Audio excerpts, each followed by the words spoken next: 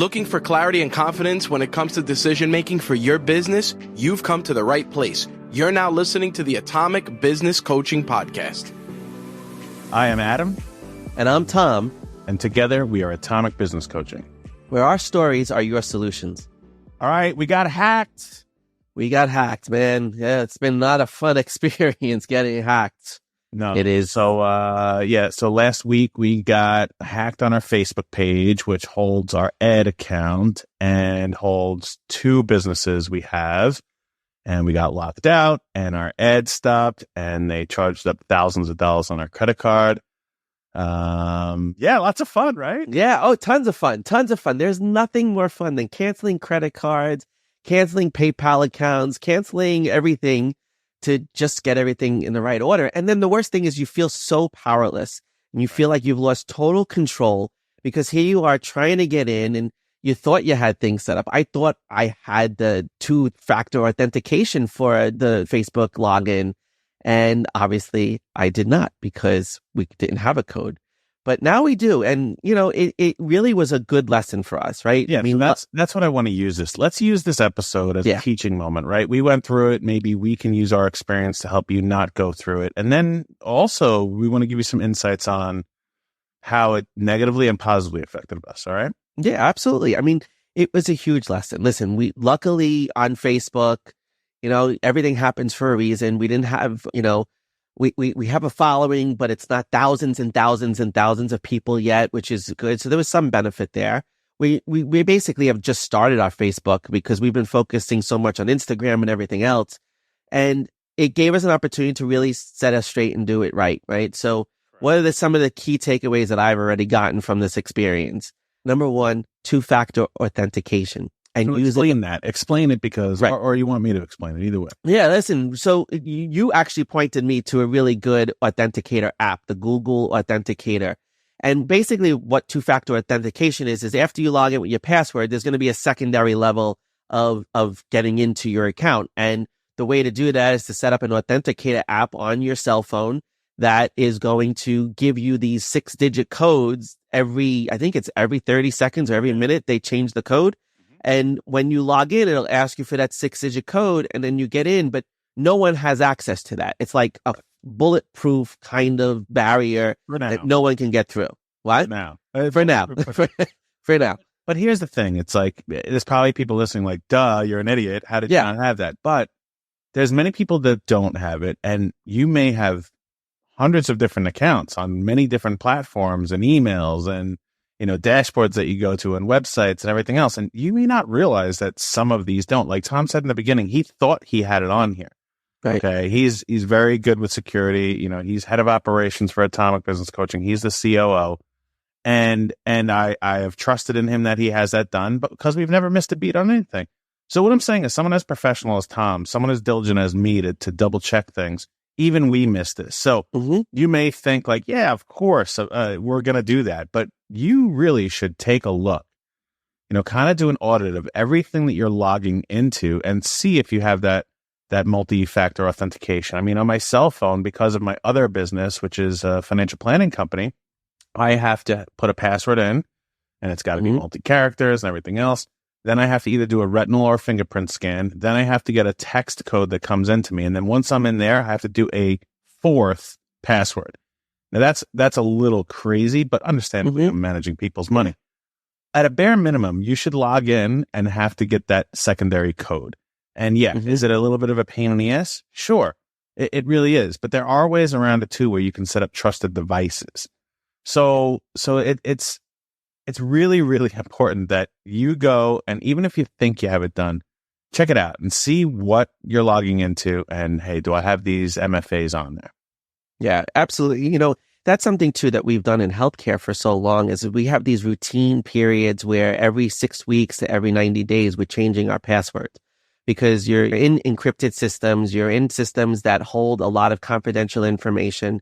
And, when you do your IT risk analysis every year, and everyone should do some kind of IT risk analysis. And if you don't have someone, reach out to an IT management service company that does security because you should be protecting your stuff. But one of the safeguards is to change your password every 6 weeks to every 90 days.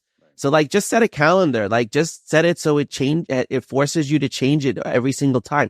Yeah, it becomes a nuisance that you have to remember all these passwords and do all of this other stuff. But at the end of the day, if you are doing this so frequently, there's less opportunity and less vulnerability in the long run. And that's really going to protect everything because you have thousands and thousands of things out there with passwords and anyone can get access to any piece of information at any time, right?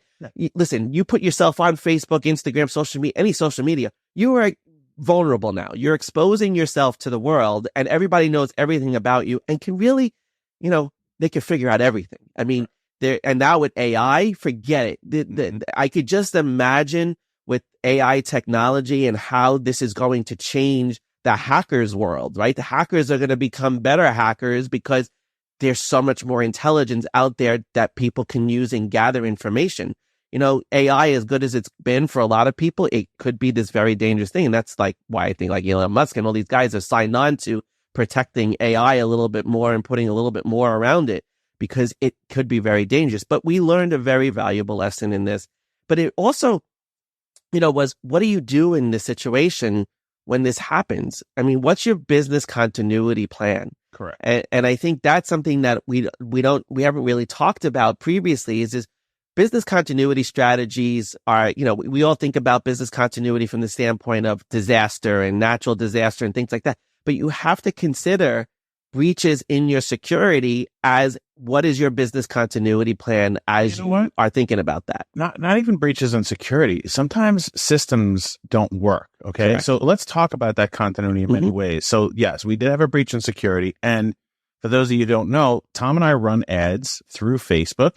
And I think in the last 60 days, we had 154 leads come in. So that's kind of the lifeblood of our business to communicate outside of Instagram and then a few other things that we have. So when something doesn't work, let's say we didn't get hacked and we became a clothing store and they were running ads on us about clothing. Yes. So yes, we were a Vietnamese clothing store. That's what it was. That's what they hacked. Yeah, and they ran ads really quickly. Yeah. They ran $5,000 worth of ads. That's what it was. The daily budget was $5,500. I'm like, holy cow! Could you imagine? And you know what? So the way that we were notified is through the credit card. So we were notified because the credit cards say, hey, suspicious transaction. So make sure you have those alerts set up too. There's multi-layers of alerts. But continuity, let's go back to that. Yeah. So there's going to be times, I worked for some large companies, Citibank and MetLife, Mass Mutual. And there's times that your platform doesn't work, your system doesn't work, and you can't just have business stop completely. So Tom and I were confronted with that, right? And it was like, okay, Facebook was the lifeblood of our inbound lead generation, so we can actually do sales. So that's not the only thing that we do. Tom and I do networking. We do Instagram messages, personal DM messages. We speak to people on LinkedIn. We do phone calls, our own emails. We have our book of business. We have stacks and stacks of business cards that we've met. So what we had to do is obviously our ad account was shut down. We didn't even have access to it. So we had to figure out another way to go and produce revenue. And even with our mainstream gone over this weekend, Tom and I produced another $2,740 of income. And why don't you tell them the way we did that? We went to our book of business. I've been working with a client that is really at a major decision point, and he needs to pivot and change what he's doing and secure his current business because he really wants to do something else. And we were talking about him. I saw him last week and I'm like, dude, you really need to talk with Adam and I about this. And, and we put it out there, but we went to our book of business and it was an easier, it was a good conversation with him. But it didn't stop the business from generating any type of revenue. We pivoted to what's the next thing that brings in money. And that's one of the things that people have to really consider is what is that other thing that you can do? Like when I was in healthcare, we had electronic medical records. Well, sometimes the system goes down. What do? You make paper charts and then you either scan those in when the system's back up or you go back and you enter everything. But you have to have some kind of backup system to generate the income and to document what you're doing and all that other stuff. So Yeah, I've been at businesses thinking of continuity where they're like, we don't accept credit card or we don't accept cash, right? And you're eliminating a segment of the market. And if you're just relying on a Facebook to run ads or a Google to run ads on your business and you're not doing anything else, you're putting yourself at such a tremendous risk without diversifying your sales funnel and your sales process.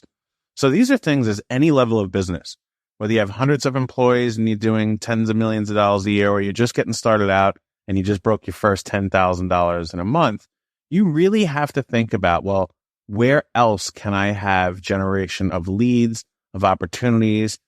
Who's doing that for me? What's doing that for me? And when one thing stops working, whether it's because it's not producing very well or it just shuts down completely, I have another outlet to continue my business. So this is something so important, and it carries over not just on the sales side, on your operations side too. I mean, if your email server goes down and you have no clue when your next appointment is, that's not a good thing either. So you have to have redundancies in a lot of things. You took the word right out of my mouth. To have redundancy, but don't have redundancy for redundancy's sake. Understand why you're building a redundant system, right?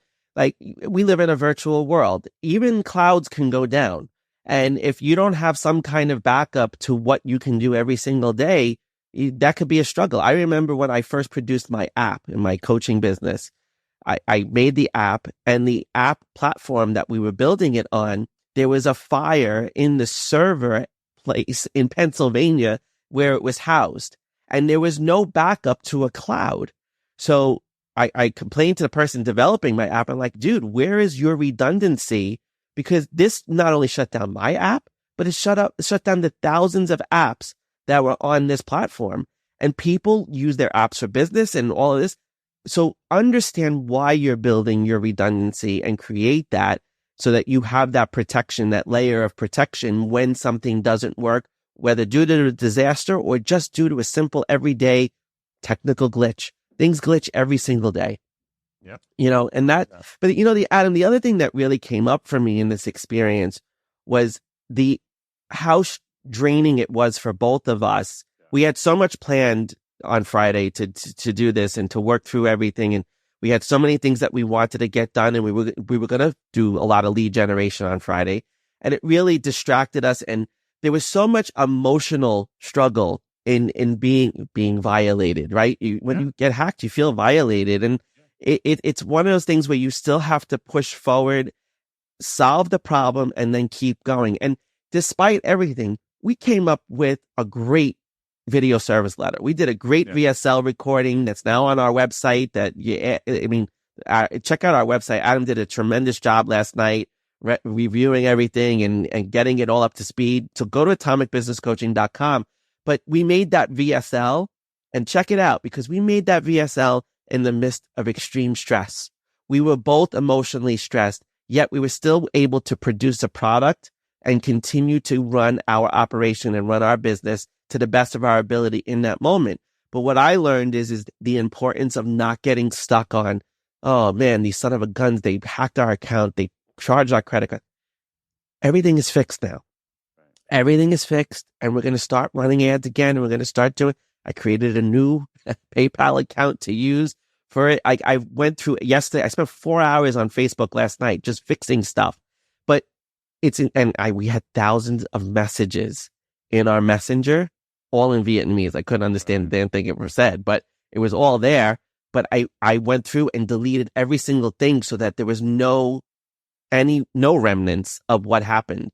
But it's a huge emotional drain. And I think what people have to recognize as business owners too is that life is going to continue to happen. When you're running your business and you're running your life things happen, but you have to have a mechanism for how you're going to continue to run your business in the midst of that emotional stress as well. And listen, we talk about this in our book, The Atomic Game Changer, right? When you get to the chapter that's all about grit, is things aren't always going to go right. But we didn't have a choice. We had to record our VSL, and we were both like totally beat up. Like first of all, we've never gone through that before. So it was a brand new experience. Secondarily, we were like, how do we handle it? And some of our team that's in California couldn't like hop right on a phone call immediately. So we're scrambling, but it was extremely draining. And Tom and I were about to record an entire video. We had our shirts that we ordered. We were all set. We had our camera, everything was all ready to go. And we didn't have a choice. So we had to have the grit and determination to continue through to do the things that were necessary. Now, did we get everything we were supposed to get done that day? No, because we were just completely defeated. So we had to then, like our other book, The Morning Meeting, we had to look at our priority list, right? We had to say, here's the priorities of things we must get done right now. And we picked that. And it was very key for us to record the video because Tom and I were together, right? Like right now when we're recording, he's in one location, I'm in another. But that day we were together and we had no other choice. We didn't know the next time that we were going to be in the same room together to record this VSL. So even when the shit hits the fan, there's things that got to get done. And I don't care how bad you're feeling about yourself or how tired you are or whatever it's going on. You have to have the grit to push through, continue on, and get things accomplished, right? Whether it's for you, for your family, for your clients, things and people are depending on you. And when items go wrong, you have to be able to compartmentalize that, put it on the side, deal with it, and move through the rest of your day. Yeah, 100%. And it's not easy. And that's why it really does take grit. It really tests you. But you know what? We've come out of it now. And because we persevered through it and we still produced something that was very usable, which is going to be, a big benefit to us, we now can look back and go, yeah, I did that. And now the next time another crisis or another situation comes up, we can go into it with some confidence saying, okay, what did we do the last time? Because listen, as much as we don't want this to happen again, it's going to happen again. Something else is going to happen. Something else is going to break, and we're going to have to immediately solve the problem. But that's part of too embracing the psychology of a rich and millionaire and business owner is really understanding how to manage the emotions in a situation so that you can continue to find the solution and drive to the solution. We talk about this all the time and what the mindset is and it's the mentality that you have to have as a business owner to be able to handle anything that comes your way. And listen, after 20 years of me being in healthcare and working on patients and managing those crises, yes, I've been equipped with ways to handle it. But it still doesn't mean that I'm not going to get emotional and get pissed off and be like those mother, whatsers. It's that whole tenacity, it's that grit, it's the tenacity, it's the perseverance to use the skills that you've developed over the course of your life to survive difficult situations and then employ them and implement them in that moment.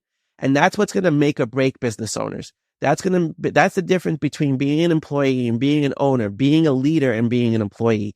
You have to have that emotional grit. It's not just the grit to go forward and push through physically. And you have to have the mental grit to make it all happen so that you can achieve what you've set out to achieve from the very beginning and not let those other things distract you.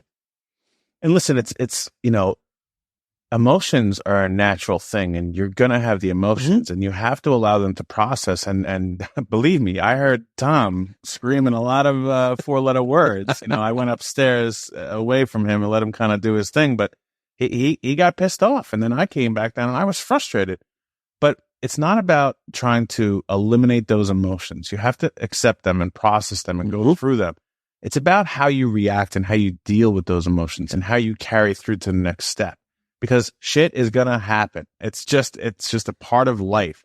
So the more, we always say this, the more that you fail, the more you succeed. So that was a failure for us, right? And as Tom said, the next time this happens, we'll have a little bit more kind of resilience to get through this thing and knowledge on how to deal with it. And yeah, it'll be easier next time and it'll probably get fixed quicker next time. And hopefully we avoid it altogether.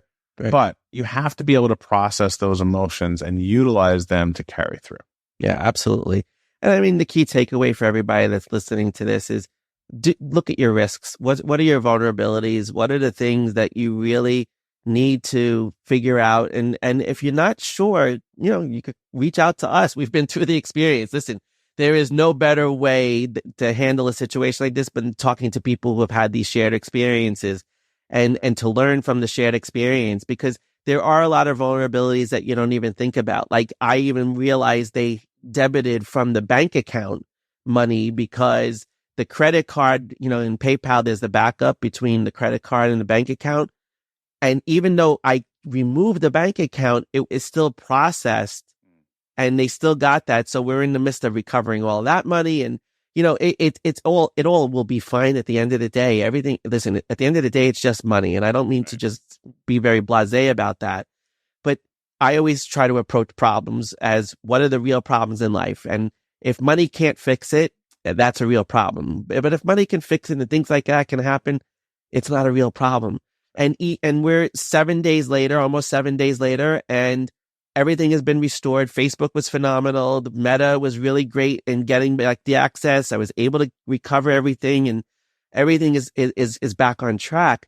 And yeah, it's been 7 days of crap, but you know what? 7 days and we're still here. It's not a problem anymore. And we're going to move on and move forward, and we're going to do it with more safeguards and more protections. So evaluate what your risks are, evaluate what your vulnerabilities are, because you need to protect yourself, because your business can collapse in a day. Seriously, collapse in a day if you don't have those contingency plans and those business continuity plans in place for yourself. And maybe it was the universe putting a check on us, because Tom and I were in such like a great forward momentum thing. And really the reason we recording that BSL that day is because we just released our new program, which is half-day coaching. And this is something that we really are passionate about. Mm-hmm. And it gives people who really want to hit the ground running and get through a coaching program relatively quickly. It's about between 5 and 6 hours with Tom and I, a half a day. You're in, you're out, you get everything done. And not only on top of the speed, we've made it so much more affordable as compared to our annual retainer or our 8-week program. So we were like so pumped up because we're like, we finally found something that works for us, that we believe will work for many of our clients who want to get through this. So I think we were riding high, and the universe was like, hey, we're going to humble you real quick. Really quick. But you know what? Still, the video is done, and next day we're closing somebody on that program. So right. That's the point, right? Just keep moving forward, keep doing and we are excited about this program. It's going to be great. And we're, it's the best part about it is the 100+ questionnaire that you get to fill out before you talk to us. Yeah, it's intense. Because we're going to really give you an intense experience in that 6 hours and really transform your business in a very quick time and give you the plan to do that. And when you come up with something new and you're high and you're flying, it's not to create that hypervigilance that something bad's going to happen, but it was a reality check for us that, okay, slow down a second, make sure you have everything right before you launch something this powerful, because you want to have all the safeguards in place to preserve this thing that you're flying high about. That's the thing you got to look at. Everything happens for a reason. And this definitely happened for a reason. And we're in much better shape now going forward than we were last week. And that's what it's about. Continue to evolve and grow and to do better. Yeah, so we're super excited about it. Go to our website, atomicbusinesscoaching.com, and you'll scroll down, you'll see the half-day coaching program. Check it out. See if it's something maybe is a good fit for you or someone else that you know who's in business. I mean, our whole plan on this is for you to walk away with an actual action plan that you can put into motion the next day to help you to 10x your revenues and work less in your business. I mean, these are proven things that Tom and I have done with other clients, whether it's in our individual businesses or now together through Atomic Business Coaching. So the fact that we were able to find a way to do this in a half a day, we couldn't be more excited. So all of you, thanks so much for listening. Hopefully this episode gave you some provoked you a little bit to have anxiety and go look into your own things. Misery loves company, but we appreciate all of you for listening and sharing this. I mean, our podcast continues to grow, and without all of you, it couldn't be done. So thanks so much, and we'll see you next time. See you next time.